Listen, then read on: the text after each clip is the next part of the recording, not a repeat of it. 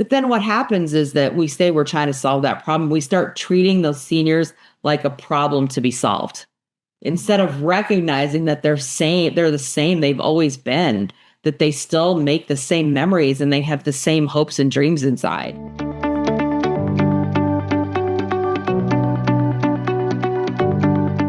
Hello, this is Matt Helton with OneTrust Home Loans, your reverse mortgage experts. And you found the Serving Senior podcast, where we highlight those businesses and individuals that help seniors thrive in retirement. And today we have another one of those amazing individuals. We have Saudia Gajadhar, and she has an awesome job title. She's the Chief Happiness Officer at Comfort Keepers. So she's going to share with us today how she and her group and her team serve seniors and helps them have the retirement that they deserve. Saudia, how are you doing today? I'm great. Thank you so much for having me here. Hey, thank you for being here. I really do appreciate you working this in your schedule. And I wanted to just learn more about you and how you guys help. But what do you got going? It's a holiday coming up. You got big holiday plans? Well, I'm just going to be relaxing. I think that's the point of the holiday weekend. I actually recently got married, so I'm just happy to sort of live my married life. Oh, that's awesome. Well, congratulations. Yeah, Good for you. That is awesome. This is a long time coming, or not so much? Or We've been together for 3 years, and we just got married like 3 weeks ago. Perfect timing. Yeah. Well, that's awesome. Well, good for you. Good for you. Well, what we love to do on this podcast too is just get to know people's background, because people like to know and like and trust who they're working with, or what's behind the curtain at businesses and companies. So maybe share a little bit. And thank you first of all for sharing that big personal news right there. But maybe share a little bit more, like where you're from, what you've done in the past, and how did you get through your journey to become the Chief Happiness Officer? For sure. So I have a background in marketing communications. I've spent a little time doing some marketing in the healthcare space. And there, we discovered that the focus really needed to be all about the patient experience. So when the opportunity to work with Comfort Keepers came up, I just knew that that would be something that would be an important way to help impact the organization. So I have parents that are older. My dad just turned 90. A few weeks ago. I know. And then my mom is in her 80s, and I was living across the country. And so it's a struggle to help them, sort of live their daily lives. So, as any adult child knows, any adult child, son and daughter knows who has aging parents. And so the opportunity it just really spoke to me, the idea of trying to figure out how we can help them. So that is why I took the position. And since then, I have graduated to be, like you said, the Chief Happiness Officer. Mm-hmm. We'll talk a little bit about that. And that's just recognizing that no matter where our aging loved ones are in their journey, happiness is still really important, and joy is still important. That's what Comfort Keepers is all about. That's awesome. Yeah, very, very well said. Very well said. What was your last position that you had? Where did you work before you got here? Yeah, I was the senior director of brand marketing at Choice Hotels. Oh, nice. Which is also a franchised organization with, I was kind of overseeing 12 different brands in the travel space, which was personally fun and meaningful to me because I'm a travel person. That's one of them. Okay, nice. That's fantastic. So you did that, did the travel, got this opportunity. That's right. Maybe tell us, what was your focus when you first got there, and then what are you focusing on now, and what's kind of for sure. Yeah, and one thing I wanted to mention, because I just talked about how I just got married. So I got married in Florida, and that's because my parents live there. Okay. And my dad can't travel, and it was really important for him to still have that experience because I'd never been married before. So actually doing the work to make sure that he was able to walk me down the aisle at the age of 90 was just an experience. And I think everybody that was attending, all the guests cried, right? And he actually did the first dance with me. He practiced. I mean, the first dance. Sorry, the father-daughter dance. That's great. And he even was trying to tell me, because he also has dementia, so it's a little tough for him. But he did a great job, and he was actually telling me he wanted to twirl. So he has some mobility issues, but we figured it out. We did it. So I think that that's kind of what I'm talking about. So when I first started working with Comfort Keepers, we sort of really dissected the brand and thought about what is it that we could do to make a big impact. So our brand has been around for over 20 years, and we're 27 years old as a brand, and have definitely been one of the leaders. We were founded by an RN. Actually, her name was Christina Butler. She's still involved in the business, and as an RN, she was just looking at how she could help provide patients with the things that they didn't get in their day-to-day lives, like those activities of daily living. And that's back before home care was like a real big thing. Okay. So that's where, Comfort Keepers was founded. We provide in-home care to older adults and those who need care. And since we founded, we've grown to be one of the leaders. We have over 600 offices all across the country, and we're actually even international. And we help seniors with things like personal care, companion care, those activities of daily living, nutrition, mobility assistance, medication reminders, transportation, grooming, bathing. But even more than that, what we just say daily doses of joy. You talk about what I've been doing since once I got here, really thinking about how we can change care, how we can change the way that we think and feel, that seniors feel about aging, and how we as a company can help kind of lead the charge. And that's what we've done in the past 8 years. We have this brand promise, which is also our tagline, and it's called Elevating the Human Spirit for a reason. It's recognizing that positivity and possibility are the things that seniors need most. And by treating them with, it's beyond dignity and safety and caring, it is recognizing that it doesn't matter. You and I probably want the same things in our lives. It doesn't matter where we live, how old we are. It's hope, purpose, meaning, love, joy, happiness, right? To make a difference. That doesn't change. When you're 10, 20, 30, 40, 50, 60, you want those things. Does that all of a sudden change? Like say when you're 70 or 80, you're like, oh, I don't really want that anymore. I just want to be kept safe in my home and not break a hip. Of course not. Yes, that's important. But we want so much more. But we, let's say as adult children, and even those that are providing care in the home, they are really working hard at solving that problem, right? We are going to provide that care. We're going to make sure that seniors stay safe in their home, because we know that's where 90% of our aging adults want to be. They want to stay in the home, and we want to help keep them there. But then what happens is that we say we're trying to solve that problem. We start treating those seniors like a problem to be solved, instead of recognizing that they're the same they've always been, that they still make the same memories and they have the same hopes and dreams inside. So when you treat them that way and you prescribe care that way and you train your caregivers to do that for them, it can make a profound difference in their lives. And that is the work that I've been doing since I joined the organization. That's fantastic. That is amazing. Yeah, and it's not as much what you said that I liked, but actually how you said it, because you weren't just reading the company line, right? I could tell that you meant it. So that was awesome. Yeah. That was awesome. Yeah. And for example, you think about my dad. So I am the actual target audience here. And so during the whole, he struggles, right? And so he has like I said, dementia. He has trouble speaking. He's not engaged. He had fallen a while ago and spent a month in rehab, which is very common, right?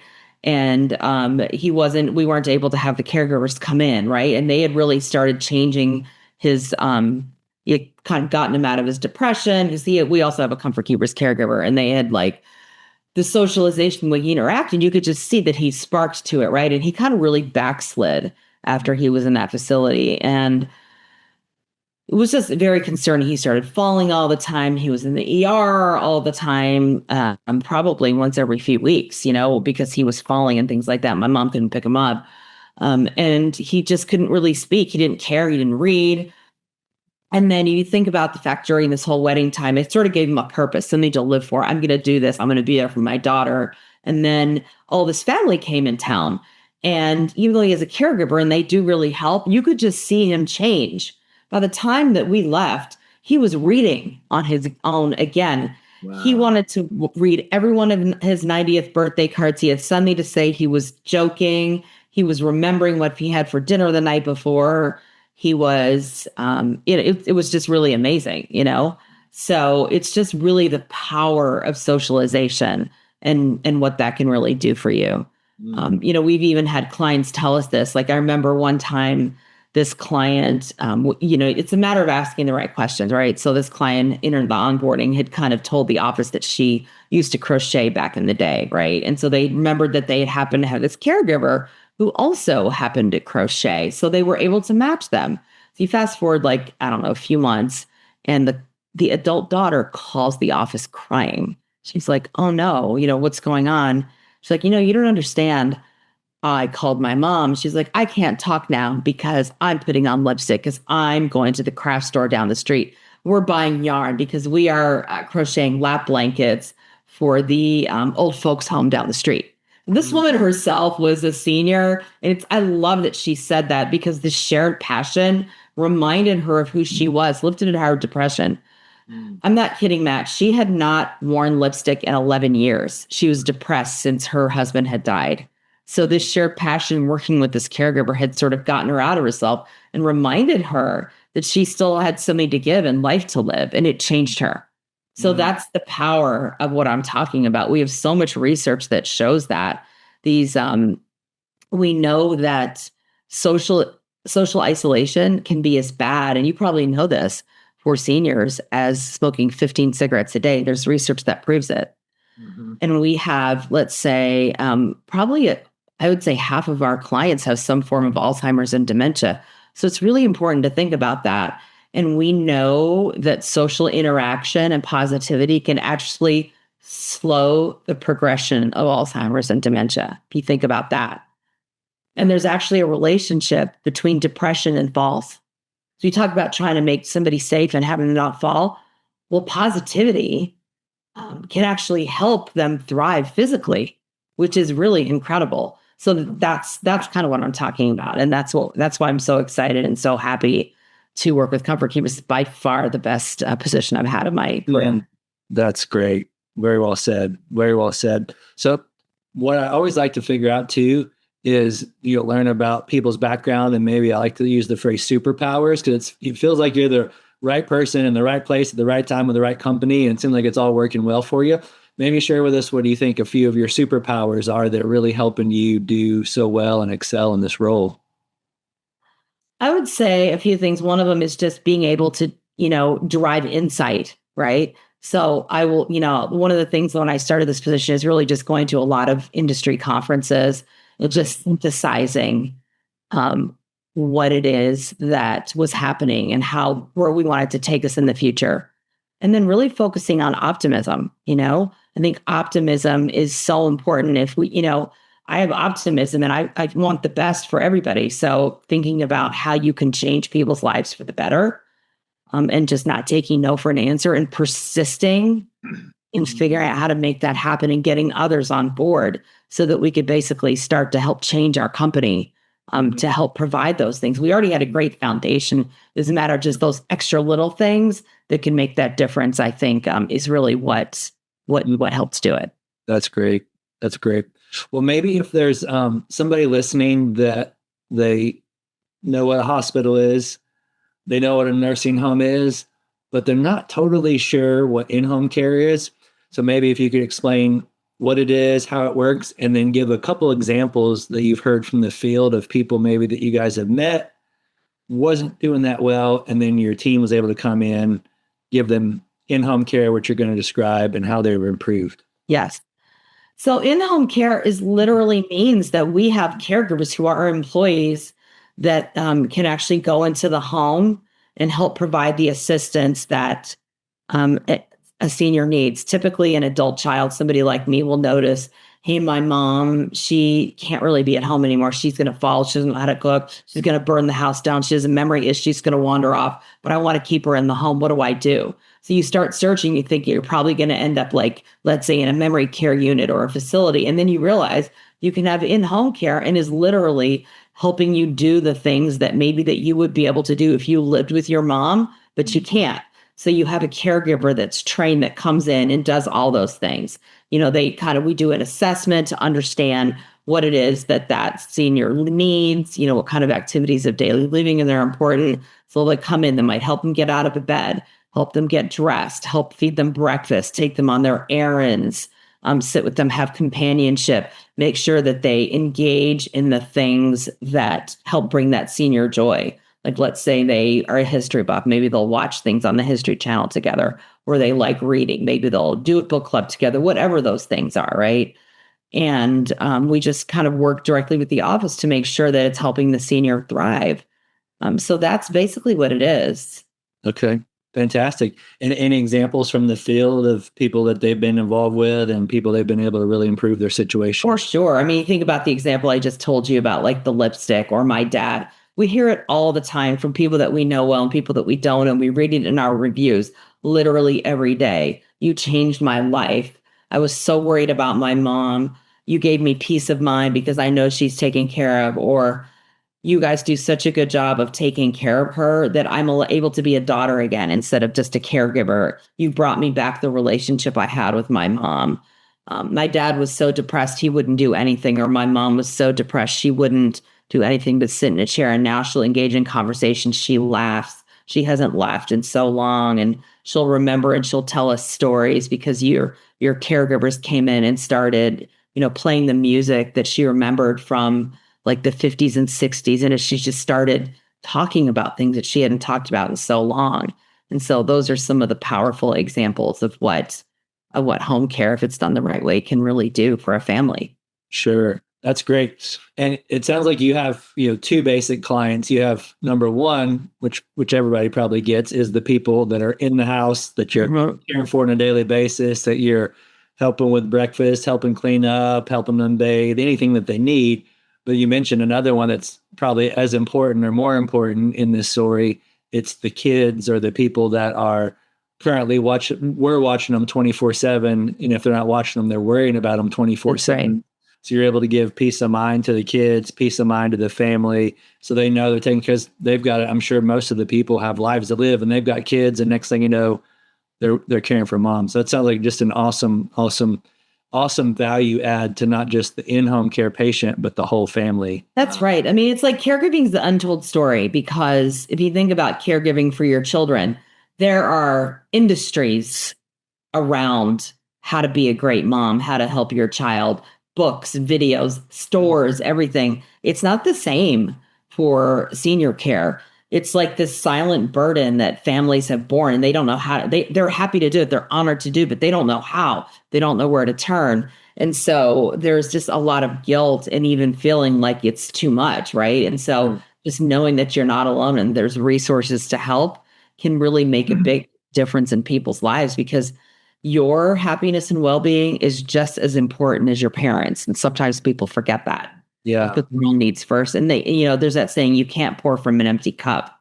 So if you're not taking care of yourself or giving yourself the respite that you need, you can't do the best job for your family or your parents. And often that adult child is what we call the sandwich generation. Wow. So they're probably sometimes they have children that they're taking care of at the same time. They're trying to care for their mom, and it's too much. Yeah.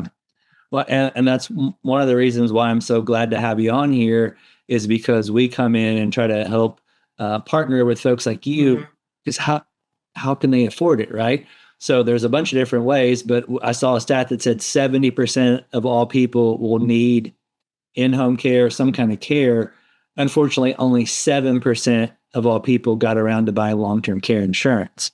So I know your team does a good job of, if they have long-term care, of looking through it and trying to work VA benefits and work different things like that. But, it's not a huge percentage that was a veteran, not a huge percentage has long-term care. And then that's where we love companies like your guys, where we can actually show people, hey, have you ever thought you could use your house to stay in your house? So we come alongside and show them, hey, you can use a small percentage of your home equity to pay for in-home care. You still own your house. You can still sell your house. You can still give your house to your kids if something happens to you. But why not use the tool that you've been given, all this equity, to be able to stay there? So that's where we kind of coach people how they can do that. And then a lot of times, once they are done with in-home care, then what they do, they can sell their home. They still capitalize on all the other equity, and then they can use that to go in a facility if they need to. So it's a good partnership between folks. Yeah, that's really smart. Yeah, that's how we work closely together. Well, maybe as we wrap up here, could you share if there's someone out there that sees this, whether it's for them personally or whether it's for their mom, how would they be able to get in touch with you guys and find the local representatives in their area that could serve them and serve their family? So it's very simple. Comfortkeepers.com is a great website for a few different reasons. Number one, right in the middle of it, you can just enter the area you're looking for, and it can take you right to the local office in terms of how to provide care. But another great thing on our website is what's called the Info Center. And so, like I was talking about, how there's just not a lot of resource. People have questions, they don't know what to do, where to turn to. Everything from how do I help my mom navigate aging to what do I do in this situation. We have an Info Center where it has answers and so much helpful advice and tips for families as their parents sort of start navigate aging. So I would definitely go there. Also, there are links there for, because there's so many people out there that think, gosh, I would really love to be able to help others. So we have a links there so that, you can see what kind of positions are available. Caregiving is always such an honorable field to be into for those that have a mission to care for others. And then also, we talk about how many markets we're in across the country. The more markets that we're in, the more care that we can provide to those who need it. So we have a lot of opportunities for those people that would actually want to consider actually opening a Comfort Keepers office too. If you just go on comfortkeepers.com, and there's links that take you out there. Okay. One thing, Matt, that I would be remiss if I didn't mention is that coming up in a few short weeks is something that is so important to our brand, and that is the National Day of Joy. I don't know if you know about this, but we founded the National Day of Joy 7 years ago. It's actually it's actually a real holiday. It's been registered with the National Day Archives, and it's been talked about on the Today Show, and even the Surgeon General's tweeted about it, but we founded it. And that's to recognize the importance of joy in everyday living, those little daily doses of joy that we talked about. So we say it's the last Wednesday in June every year. So this year, I believe it's on the 25th of June. And I would just suggest that everybody do whatever they can to take a moment to provide joy to somebody else, and then do something for yourself that brings you joy. That is awesome. National Day of Joy on June 25th. Is that what you said? I think it's the last Wednesday of June. I believe that's June. Last Wednesday of June. Okay. Yeah. That sounds great. Well, thanks for sharing that with us. That's a big deal, because some people during the summertime have an awesome summer. They have all this stuff. And then I would assume if you're a senior, right, and you're going through that, you probably remember summers when your kids were there, or your grandkids were there, and you may be alone. And so it could be a time where seniors could have the opposite of joy. So that's really awesome. You guys do that in the summer. And our offices do all kinds of fun things to celebrate. Like they'll take seniors out. They have like ice cream trucks going to the communities, and even like senior proms and joy rides down Main Street for them, and just all kinds of really fun things. Matt, what brings you joy? Great question. Yeah, good question.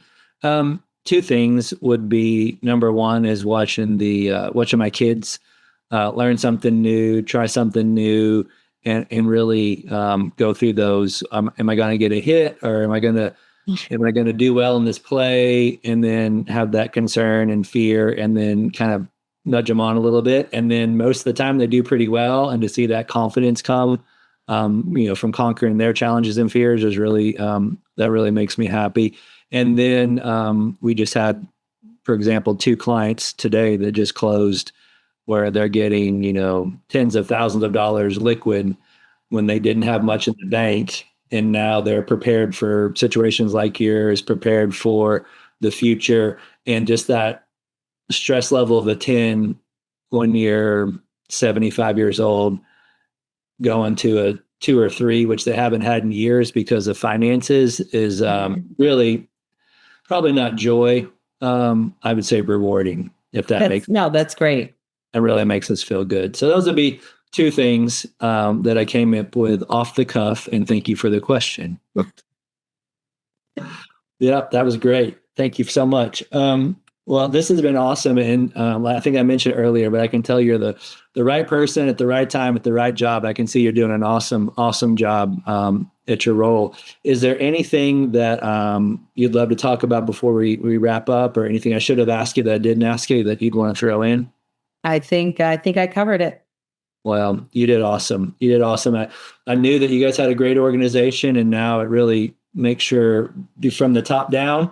I can see why you guys are really helping people because you guys have a great heart for service. So thank you for all you're doing. Keep up the good work. Thank you. And thanks again for having me on here. You're so welcome. And thank you for watching the Serving Seniors podcast. We highlight these awesome people that help seniors thrive in retirement. Please make sure that you subscribe and share.